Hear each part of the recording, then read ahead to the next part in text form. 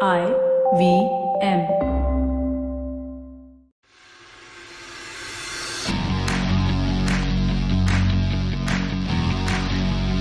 Welcome to episode 61 of the Edges and Sledges Cricket Podcast. As a reminder, in case you missed episode 60, we are now on the IVM Podcast Network, which is India's biggest podcast network. They have 75 shows across their network, so check them out. And hopefully you enjoy listening to us. We are now all set with World Cup fever. So at the time of recording this, about 4 games of the World Cup have completed. It's been exciting, probably a little bit underwhelming, but this is Ashwin, your host from Toronto this week, and I have DJ joining me, and we have a couple of really special interviews lined up. So before we get to those, DJ, welcome to the show, and how are you feeling about the World Cup so far? I was really excited when it started. I think I was really looking forward to it for quite a long time. It had been a couple of weeks between the IPL and the World Cup, so a bit of a break. But I have to say, this 10-team World Cup has been not really been very competitive to date, so let's hope it picks up from here on. Yeah, I think the main thing for me is around the batsman-friendly versus bowler-friendly pitches and surfaces. And so far, fast bowlers have really showed up and come to the party. So let's see how that nets out. So just by way of quick explanation, the way we're running the show for the next few weeks is right before India plays a specific team, we're hoping to do an interview with either a fan or a media personality or a former cricketer from that specific team. So India's first 2 matches of the World Cup this year are against Australia and South Africa. So without further ado, our first interview, we're delighted to have back on the show Andrew Menczel, who has been on the show before. He's a friend of the podcast. He runs his own podcast called Cricket Unfiltered out of Australia, for which, of course, we want to congratulate him. They were just nominated as a finalist for the Australian Podcast Awards, the only cricket podcast to be nominated. So DJ had an opportunity to chat with him a little bit about previewing the India-Australia game and Australia's chances at the World Cup. So without further ado, we'll take you to DJ interviewing Andrew Menczel. Andrew, aka Menczel, welcome back to the show. We're delighted to have you. Yeah, thanks for having me on. No, it's excellent to have you back. How have you been since November? You've hopefully recovered from the Test series and the T20 series and the One-Day series. Yeah, I'm really good, thanks. Look, it really cheered me up when Australia went to India and won the T20 series and the One-Day series on Indian soil. So, since Australia's white ball team has turned around, I'm feeling a lot better, a lot more confident. Yeah, I was waiting for you to bring that up. But I mean, I think it's been a fantastic turnaround even since maybe 2 months ago, where I myself have gone on record on this podcast saying Australia have got 0 chance of winning the World Cup. But now they're in everyone's top 4 and I'm getting a bit nervous. So let's get straight into it. Menczel, why don't you introduce yourself a little bit to our new listeners who haven't actually heard previous episodes? So give them a little bit of background about yourself and your show and since when you've been an Australian fan. Well, hello, Edges and Sledges listeners. I've been cricket podcasting for 6 years. I started an independent cricket podcast called the Australian Cricket Podcast in 2013. And it started off as a sort of a hobby and as a passion project. And then a couple of years ago, I was basically signed up by News Limited in Australia, that is a sort of a big, Rupert Murdoch's media organisation here. And now I produce and host Cricket Unfiltered for News Limited. And that's sort of, and I've done some writing and, I get to interview a lot of the Aussie players. So, I really love the podcasting medium. So I think it's great what you're doing. I think podcasts are really the way of the future. And, I love especially cricket podcasts, and it brings the cricket community together and gives a forum for sort of in-depth cricket discussions that you don't get in other mediums. So, yeah, that's a bit about me. I'm a huge cricket fan, born and bred in Australia and passionate follower.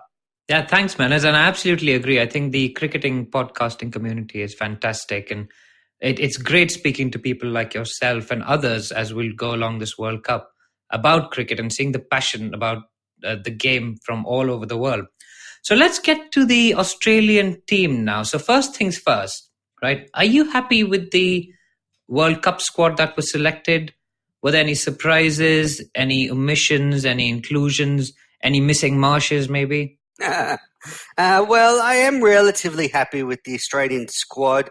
It really did start to take shape over the last few months with Australia's form surge in India and then against Pakistan and the UAE. So, it did start to sort itself out, but there are a couple of omissions that might come back to haunt Australia. So Josh Hazlewood, great Australian fast bowler, has had an injury, but was building back to full fitness for the World Cup. He was left out of the squad because he doesn't have enough match time under the belt. So that's a big one because, you've got Kane Richardson in there, Nathan Coulter-Nile and Jason Behrendorff. But, I just have a sneaky suspicion Josh Hazlewood's a little bit better than those bowlers. So I think he's someone they could miss. I understand the selectors were nervous about his fitness and taking him into the World Cup underdone. But, it's such a long tournament. Maybe he could have got back to full fitness and been ready for the sort of business end of the tournament. So that's with the bowling. With the batting, I think Peter Hanscom was very unlucky. He scored a match-winning century against India in that series, and he could have taken the gloves perhaps ahead of Alex Carey and played as a wicket-keeper batsman. But I think he's someone they could have had in the squad because of his ability to play spin bowling. But generally, it's a pretty good squad. Yeah, talking about batsmen, no discussion about the squad would be complete without speaking about the big two, right? So let's do them in turn. I'll come to David Warner later because I think there's more to chat about there. But how's Steve Smith looking? Is he fully recovered from his elbow injury? Is he looking good form? I mean, he looked pretty good when he got 100 odd in a warm-up game. But is he back to his best, you think? Absolutely. He has really shown in the practice games that he is timing the ball well. His elbow bothered him in the IPL, but I think that's not bothering him as much anymore. And I guess you only have to look at the stats. He's averaging about 130 in the warm-up games.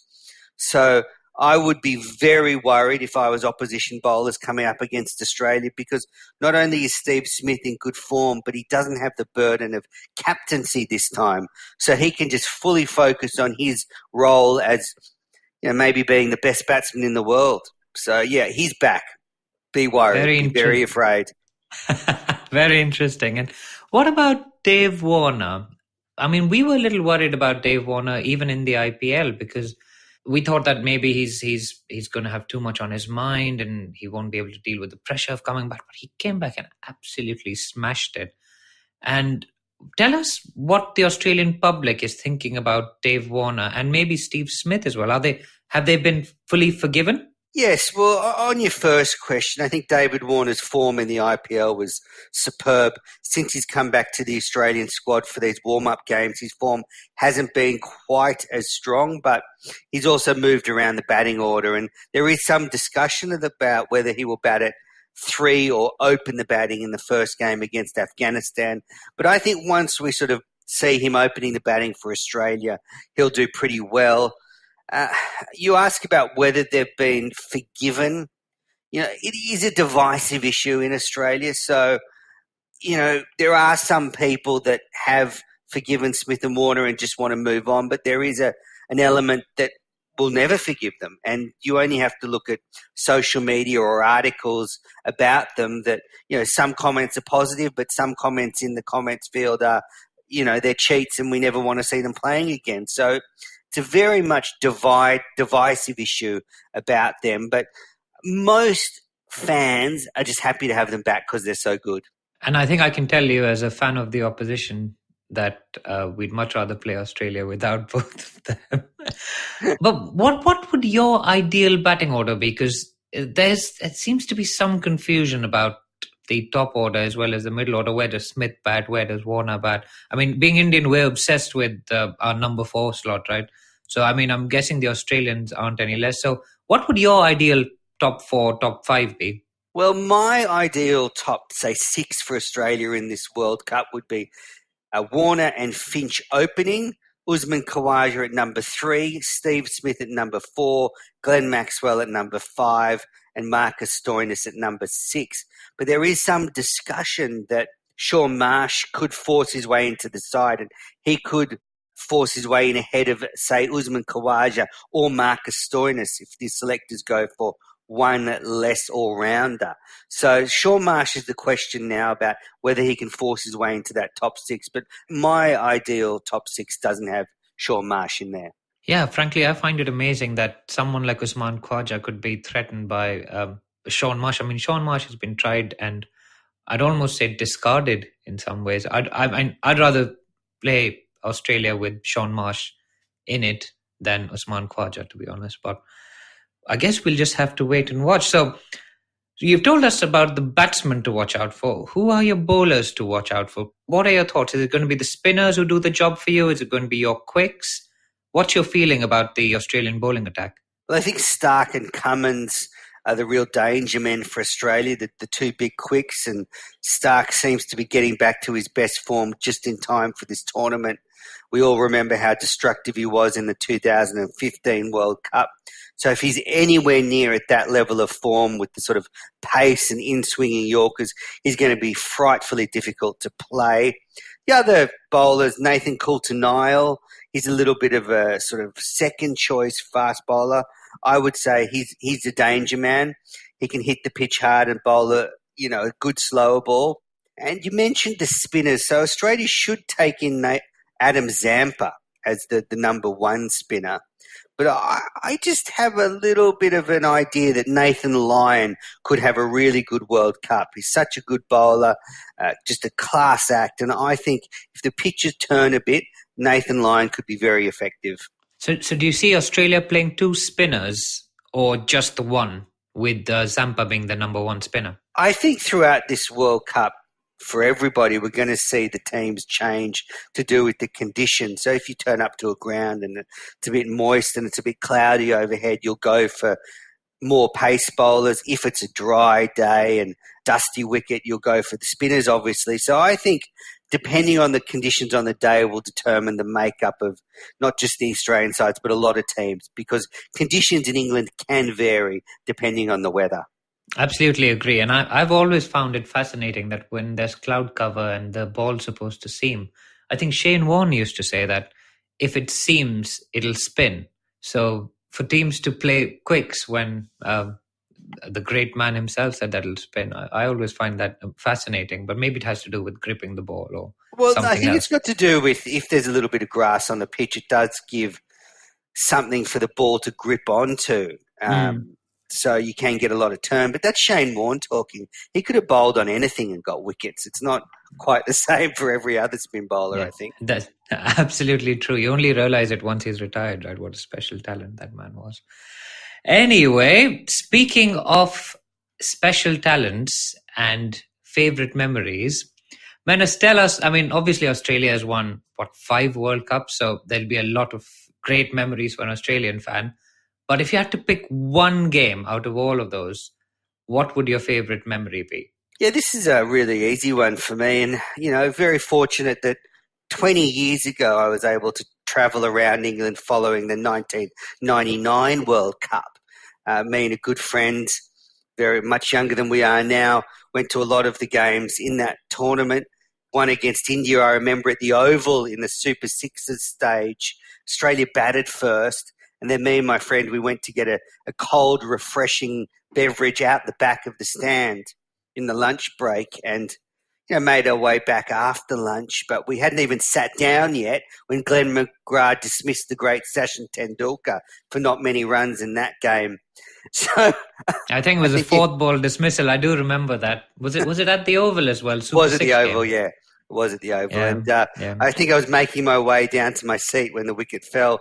So that whole tournament is a great memory for me. But, it's hard to go past Edgbaston, the tie against South Africa, that famous World Cup semi-final. So you were there for that? You were at the ground for that? I was at the ground for it. Oh, my God. And as the last over started with Damien Fleming bowling to Lance Klusener, me and my friend made our way from sort of up in the stand to the boundaries edged. And with 9 runs needed for South Africa to win, we looked at each other and we thought the Aussies, had this. We thought, we're going to win this game. And then Klusener smashed 2 fours in a row to level the scores. And I thought my World Cup was over. I thought not only the Australian World Cup was over, but mine was over. I was heading home with no victory for the Aussies, but then we remember that infamous run out for South Africans, and I stormed onto the field with thousands of other people, and I can still see the Aussie huddle in front of me in the centre of Edgbaston like it was yesterday. And that's a pretty emotional moment. I mean, it must have been absolutely amazing to be out there watching that.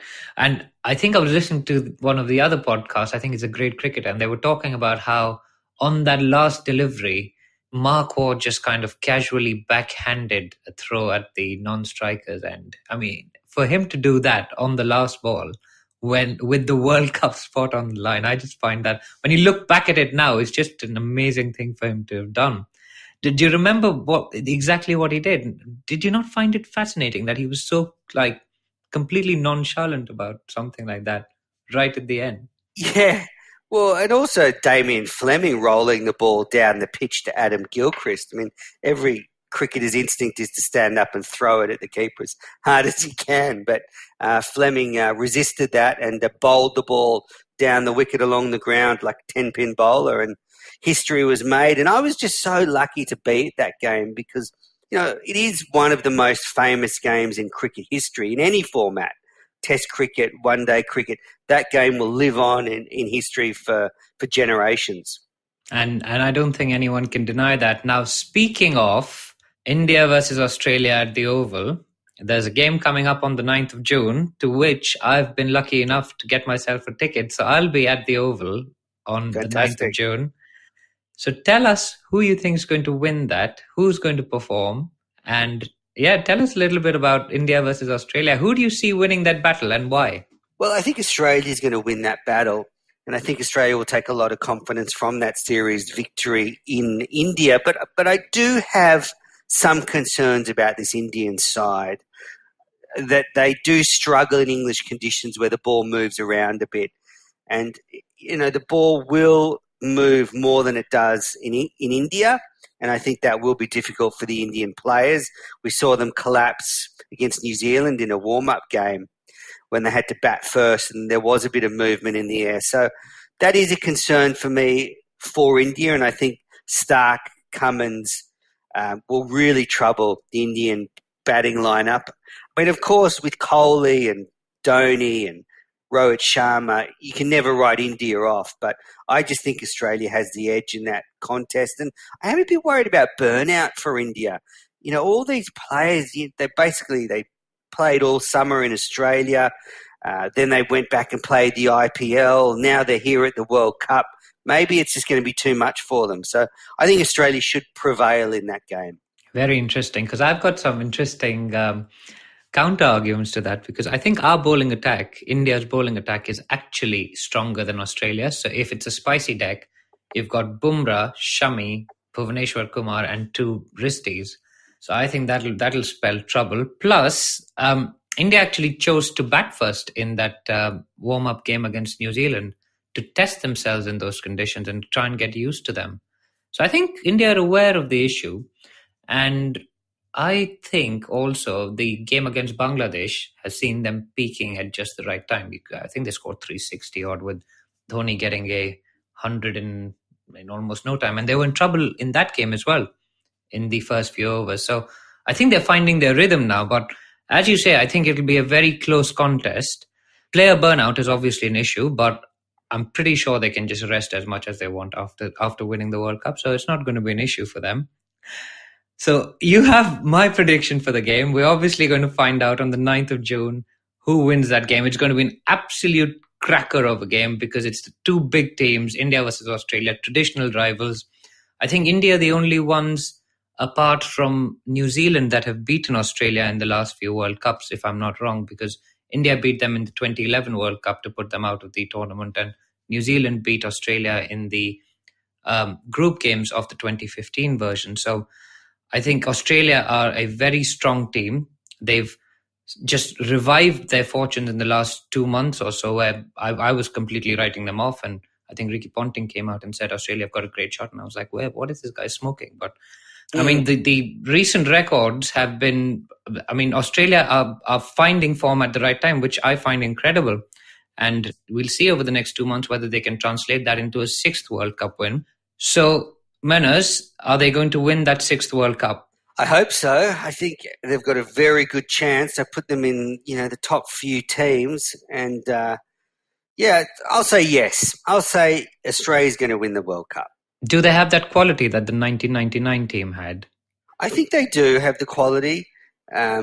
It's a different team to 1999 and different generation, and it's sort of hard to compare an era with Gilchrist, Ponting, McGrath, Warne. But yeah, I think there's enough talent in this Aussie side with, Smith, Warner, Finch, Maxwell as your sort of four main batsmen, and then, Stark, Cummins leading that attack. I think they've got a really good chance. Very good. There you have it, guys. Manners predicts Australia winning the World Cup for the sixth time.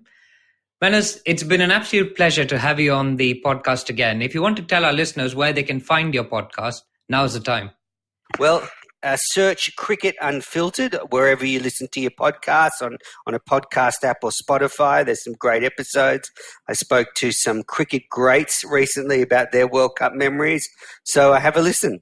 Very good. Thank you very much, and hope to have you back on the pod soon. Thank you, Manners. No problems. When Australia win, have me back on, please. That might be quite a long time. Cheers, man. Go well. Thank you.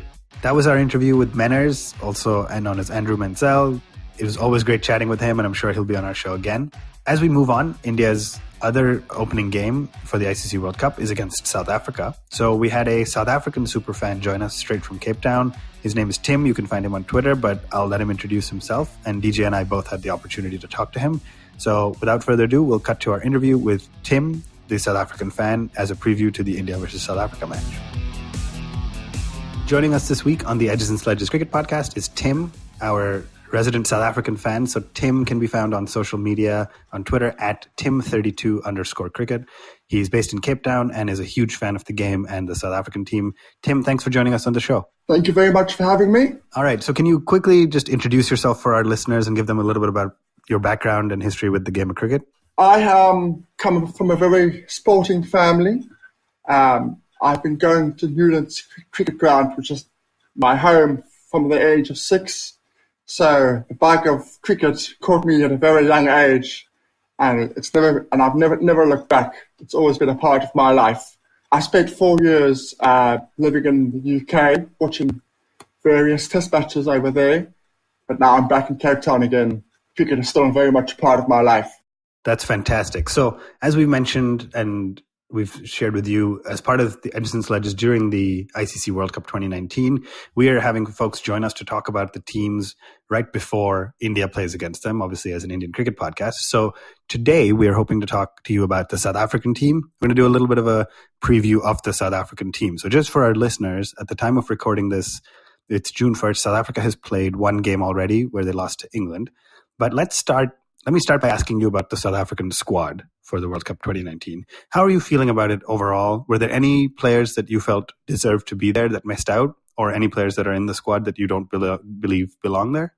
I've had many debates about this with various people. I think overall it is the right squad.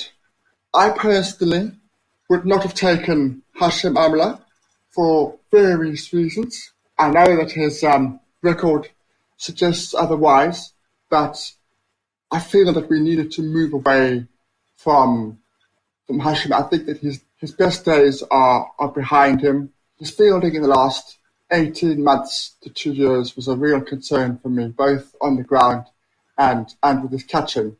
And although he scored runs in the warm-up game against the West Indies, I'm still worried about him against the express pace of the better teams that he's going to be coming up against.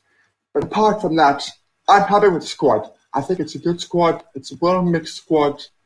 It's got good variety, the bowling lineup. We all know that our bowling is our strength. If we are going to go far in this tournament, it's going to be with the bowlers. We do have an obvious weakness with the batting, in that we don't have a X-factor player, if you like. We have world class, but we don't have a Lance Klusener, a Jacques Kallis, AB de Villiers, which we've had over the last 10 plus years at various World Cup campaigns. So that's an obvious weakness. But I'm fairly confident that we can make the semi-final. Got it. So thank you. That's helpful. I think it's interesting from my perspective about maybe even 6 to 12 months ago, if you had said the South African side has Hashim Amla, Faf du Plessis, Quinton de Kock, and then names like David Miller slightly down the order, we would have felt pretty good. But it feels like some of them obviously have fallen out of form just a little bit. Let me ask you quickly about the batting then, because you mentioned we don't have an X-factor batsman, but Quinton de Kock had a good outing in his first game. He's had a strong IPL. Do you not feel that he's the right person at the top of the order? Or if you do, then like who do you think they're missing? Is it a lower order batsman like a Lance Klusner? The problem with our one-day team in the last 18 months is it's heavily reliant on Faf du Plessis and Quinton de Kock to score runs. If they fail, we inevitably fail. And that is creating a problem. So yes, a batsman that comes in from 4 until 7, which was Jacques Kallis and AB de Villiers and Lance Klusner. They came in those positions when we were 30 for 2, 50 for 4, and they got us out of danger. Quinton de Kock is a wonderful player, but I think there's almost too much pressure on him because he knows if he fails, just like he did in the England game, he scored those runs, but he needed to go on for us to take the game to the end of the match. He needed to go on. Now, he shouldn't need to do that, but in our current form, he needs to make 90, 100, 120 for us to be competitive in the batting department. So that's where I say we are missing that quality 4th, 5th, 6th batsman. We've got people in there who are good players, who have done well, but they are not a Lance Klusner, a Jacques Kallis, and AB de Villiers. Yeah, I think it'll be hard for anybody in the future in any team maybe to fill shoes like Lance Klusner and AB de Villiers, of course, right? Legends of the game. Let me ask you quickly about the bowling then. I think I should warn you that we are Delhi Capitals fans. So on this show, we are all really big fans of Kagiso Rabada. But it sounds like you feel a little bit better about the bowling this time around for South Africa. Who are the bowlers for you that we should all watch out for this year? It's Kagiso Rabada, Ngidi, Imran Tahir. Those are the three that are going to win us the World Cup if we go all the way. Their one-day records are second to none.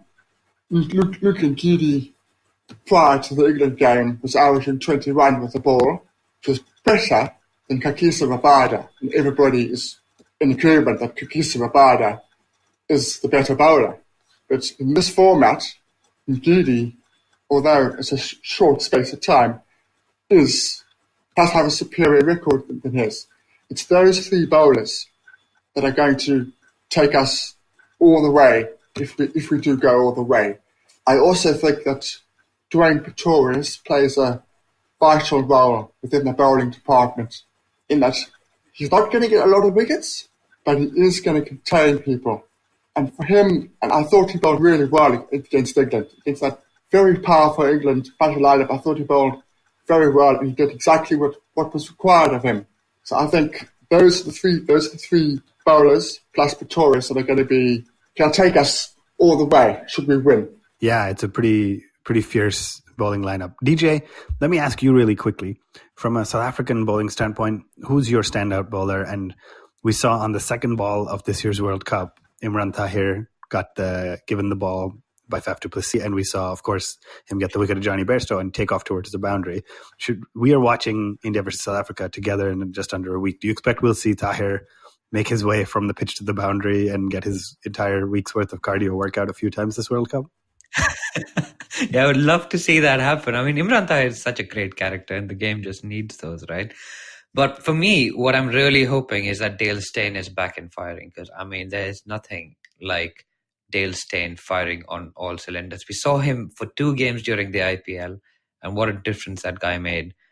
And if Dale is back, I mean, I think India they'll be worried about Dale being fit and back in time. So my man for South Africa is Dale Steyn. Obviously, Rabada is amazing, but I think Dale brings that world-class outswing, in-swing, slower cutters and stuff. I mean, he's such a great bowler, and I think he's the standout for me from South African bowling perspective. Yeah, I couldn't agree more. And I do think, as much as, of course, I want India to win on June 6th, I do really think it would be quite amazing through this World Cup to give Dale Steyn and Hashim Amla the send-off they've so rightfully earned and deserve. So let's hope they're able to both find some form and obviously get enough playing time.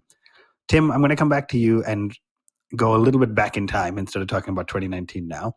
And I just want to ask a little bit about South Africa through the history of World Cups. So obviously we know they still haven't won a knockout game in a World Cup situation. And I would be remiss if I had a South African cricket fan on the show and didn't address the C word, which is not worse than you're thinking. It's the chokers tag. So let's talk about the chokers tag and what it means to you as a South African fan, and what do you think they need to do to break that? I personally think that in every way possible, except for winning the trophy, obviously, that has now been put to bed. The only people that use that, in my opinion now, are the media and the South African opposition. I genuinely believe, because there are no hangers-on from the World Cup experiences where we did check. There's nobody from 99, there's nobody from 2003, there's nobody from 2007. All of those guys that were part of those three heartbreaking campaigns are all retired. I genuinely believe within that camp, that does not get discussed. Maybe I'm wrong, but I genuinely believe if we lose, let's say we lose the semi-final, I do not believe it is down to the choking syndrome, which has admittedly got us on so many World Cup campaigns. But I understand why it's still there, because we haven't gone on to win a trophy. I do understand that. If you look at the last campaign, I genuinely do not believe that was a choke. That was just an extraordinary cricket game against New Zealand and an extraordinary cricket shot from Grant Elliott, and it just happened to go for 6. And I think a lot of why I feel that the choke is not necessarily valid anymore is the leadership of Faf du Plessis. I genuinely believe that he's swept it under the carpet, if you like, and we're just focusing on game by game by game and moving forward within this new squad of players. I think that's fair. I think some of us on the other side would beg to differ and would hope the tag sticks, because if South Africa loses the chokers tag, it's a formidable lineup, and we don't need one more strong team to reduce India's chances at this World Cup. So let me quickly ask you mentioned it, 1999 World Cup, the catch that maybe dropped the World Cup. How do you feel? Were you watching that? Do you have any memories of that game? And how do you feel about that? Do you think he really dropped the World Cup? No. So, there were so many things that happened before that incident, leading up to that match, the previous match. That no, I do not blame Herschel. I do not believe that was the drop catch. Even Steve Waugh in recent times has publicly said he never said that to Herschel. It makes good news headlines, but I do not believe he genuinely said that. Yeah, so it's there, but no, I was there. I was in England at the time, watching it in the living room, and I saw the first 2 balls go for 4. The rest is history. Yeah, absolutely. I think it's interesting for us here. Our show is called Edges and Sledges, so we love the concept of sledging on the field. So I'm always going to hope that it really did happen. But even if not, it's still a great line for a great narrative. Hey, I'm going to come back now to 2019. As I mentioned, at the time of recording this, South Africa's played once. They have 3 pretty early games in the tournament. So the loss to England was, arguably predicted. England's looking like one of the most strong sides.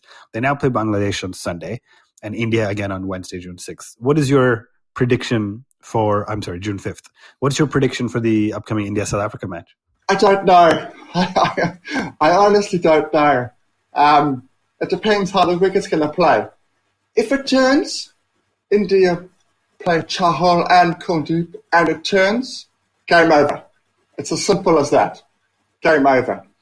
I don't know if you saw the England game. I'm a massive fan of Rassie van der Dussen, but he should have been out for 6 against Rashid when the ball hit the wicket and the lights went out and the ball didn't come off. We do not have quality leg spin within our domestic system. So when you have somebody like Rassie van der Dussen coming through the system, he's never played quality spin in his life. Now, he doesn't play Imran Tahir because Imran Tahir is with the national side all the time. Or he plays him very, very sparingly. So if it turns into a win, if it doesn't turn, we've got a chance. Of course, it's a World Cup. We've got a chance. But I would have India favourites, no doubt. Fair enough. I think it's interesting. The pitches have surprised us all. I think we all expected more flat tracks where India would definitely play 2 spinners. But so far, I mean, it looks like it's been very seam-friendly conditions. But it's a long tournament. Most of these grounds get a lot of games. So it'll be really interesting to see how that evolves. Okay, final question before we wrap up today. You mentioned South Africa, if they lose the semi-final. Let me go to your overall prediction for the tournament. Do you think South Africa is going to make it to the Final Four? Do you think they're going to win? And if not, who do you have as your favourites to win? Heart says we win the final against Australia. That would be nice. Head says we get knocked out in the semi-final on the basis that we just do not have that X-factor player. And every team that is going to win the World Cup has an X-factor player in it. So I think we're going to end up short. We'll make the semis, 3rd or 4th. No, possibly 4th, possibly just sneak in at 4th. But I think we're going to end up just short, which will be a shame. But I think because of it has to be said, because of our low expectation, if we make the semi-final and let's say we beat Australia at the group stage, we can at least leave with some respect and some pride, having beaten a couple of good teams, make the semi-final. It won't be a disgrace by any means. I think that makes sense. South Africa wasn't in the Final Four prediction for a lot of pundits, and I don't think they were for any of us, but I hope you're right. South African fans bring some of the most energy and color to the game. So for the sake of South African fans, I hope you are right. Tim, it's been a pleasure to talk to you. Great reliving some moments from World Cup cricket history. And I wish you and the nation of South Africa all the best for the upcoming World Cup. Thank you for being on Edges and Sledges. Thank you very much for having me. That wraps up our show for this week. 2 awesome interviews. Really great to talk to both an Australian and a South African fan. We are excited as ever for India's World Cup campaign to kick off on Wednesday, June 5th. And of course, Varun, DJ, and myself, Ashwin, will all be there live at the India versus South Africa game. So stay tuned. Follow us on Twitter and Facebook. Maybe we'll do something special like go live from the actual stadium, and would love to talk to you guys and get some of your questions and feedback while we're there. You can always, as always, follow us at One Tip One Hand. We're on Twitter, Instagram, Facebook at One Tip One Hand. And you can listen to Edges and Sledges wherever you get podcasts, from Apple Podcasts to Google Play to Spotify, and even platforms like CastBox, Podbean. And now, thanks to our new partnership, you can get us on ivmpodcasts.com as well. We'll join you guys again next week as a preview to India's 3rd and 4th games against New Zealand and Pakistan. And hopefully we'll have some good interviews lined up for there as well. So thanks again for listening to Edges and Sledges, and we will see you guys next week.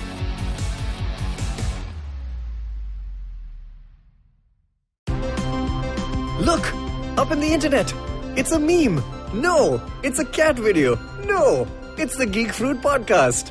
That's right, we interrupt this riveting broadcast to tell you about our show, the Geek Fruit Podcast, where Tejas, Dinkar, and I, Jishnu, talk about everything in pop culture, including DC, Marvel, Star Wars, Netflix, and everything in between. You know how your friends hate it when you ramble about some nerdy crap and you just want somebody to listen to you? Well, sorry, there's nothing we can do about that, but come listen to us ramble and it'll almost be like the real thing. Kind of. Listen to new episodes of the Geek Fruit Podcast every Monday and the Geek Fruit Bulletin every Thursday on iTunes, Google Podcasts, the IVM app, or wherever you listen to podcasts. Happy listening, you nerds.